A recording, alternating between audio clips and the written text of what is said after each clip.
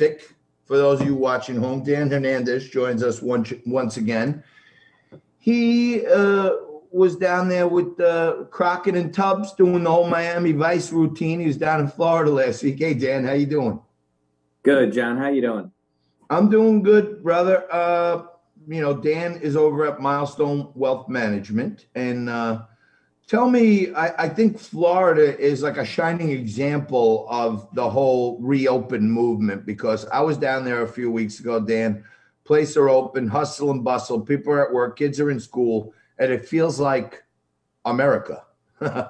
Yeah, I mean, going down, look, the flight down and flight home was full to the extent that they're offering deals for people to get off the plane.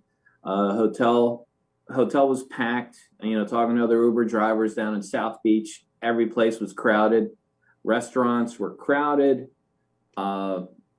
So yeah, very much business as usual. Still wearing a mask as you walk around public places, but yeah, it felt good. And it felt normal, and they're doing okay down there.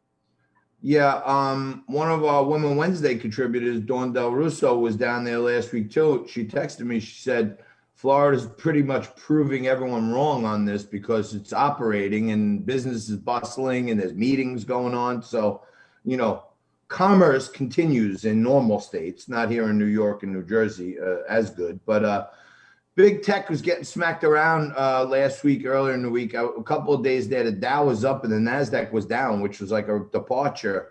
And bond yields are, starting to slow down. What's happening there, Dan? Yeah, I mean, the sell-off in bonds appears to be coming to an end. And look, what happened in the NASDAQ and with tech stocks last week, and you and I kind of alluded to it last time we talked, it needed to happen. That this whole rotation into value is natural. And I'm not saying it's, this is the way it's going to be. I mean, but we've had this little correction in NASDAQ, and I think everything's going to be fine. Yeah, they just, some of these stocks got ahead of themselves. The bond sell-off looks like after that yield jump is going to slow down. So I think we're okay. I think it's just a natural ebb and flow, and those tech stocks had to pull back a little bit. Yeah, Dan, it's weird. A lot of people, they don't fully get it and say, well, the bond yields are up. That must be good. But the yields are up because the departure from par is down. So you're losing principal if you had to sell them, but you're getting a little higher yields. It's not the best thing. What about these pharmaceutical stocks? 29 million COVID cases, 500,000 deaths. But according to Johns Hopkins, Pfizer's going to rake in about 15 billion, Moderna 18 billion, and Johnson & Johnson about 10 billion. That's a lot of billions for the pharma. Yeah. I mean, some of that's already priced in. We've seen these stocks move a little bit. They've certainly, the other thing that has helped them is the protection against liability that they got in order to push these things out quick. So no, absolutely, they're going to do okay, but a lot of that's priced in already. I mean, these stocks, taken in some cases some pretty nice moves. Are they worth buying here, the farmers, in your view? No, I mean, compared to some other stuff, no. I think there's opportunities elsewhere. I still look, and you and I talked about the rotation into value. I still think gas prices are going to keep going up. There's opportunities there, at least for a little bit longer. I still think there's some room in some cruise lines, airlines. Some airlines have hit their March highs, but not all of them. I think a lot of the leisure stocks still have some room to grow. So, I think there's opportunities elsewhere. And I think actually what's happened here in the last week has created some opportunities again at some of these tech stocks. They just had a pullback, but yeah, I'm not dying to jump on these pharmas. All right, and let me just be clear. When I put Dan on the spot and ask him about a single stock name, I'm not a financial advisor. Dan has not figured out if it's suitable for you. He doesn't know you. You're not his customer, so don't take any of his advice as or thoughts as solicitation. Was that good? Yeah, That was a good legal rep.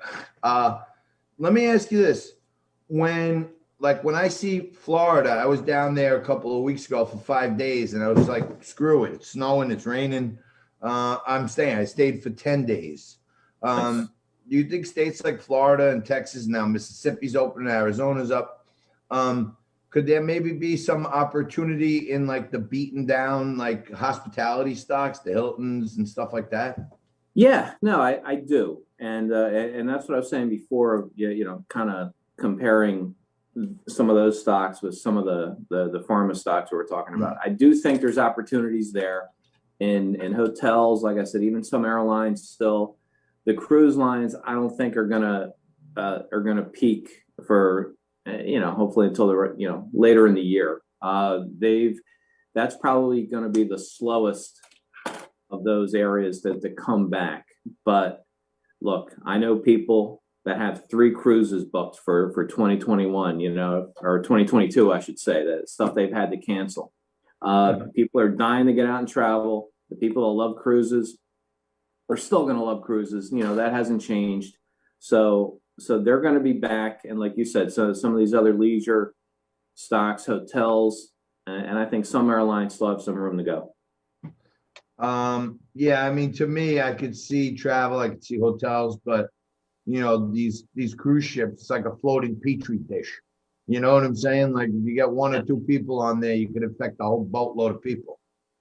You know what? But that was the case 2 years ago. I mean, pre-COVID, we saw situations like that. Right. And it didn't deter people. It deters some people, but people that love the cruise, and all they've done is postpone their cruises. That they haven't changed their mind, they haven't canceled them, they've just postponed them, and they'll be back. So, I mean, I agree with you about the floating petri dish. I can't get my wife near one, but they're going to be okay. All right. That's our guy, Dan Hernandez from Milestone Financial. Good to have you back, my friend. We missed you. John, thanks. Just so you know, they were trying to feed me some other imposter, like, oh, this guy will take Dan's spot and everything. I said, no, forget that. We want Dan or we want no one. No, plus he didn't have as good a tan as I do. So that's right. All right, Dan Hernandez, always with us on Tuesday, talking about things you need to know when figuring out how to set up your portfolio, and check them out at Milestone Financial. Thank you, bro. Appreciate it. See you next week. All right.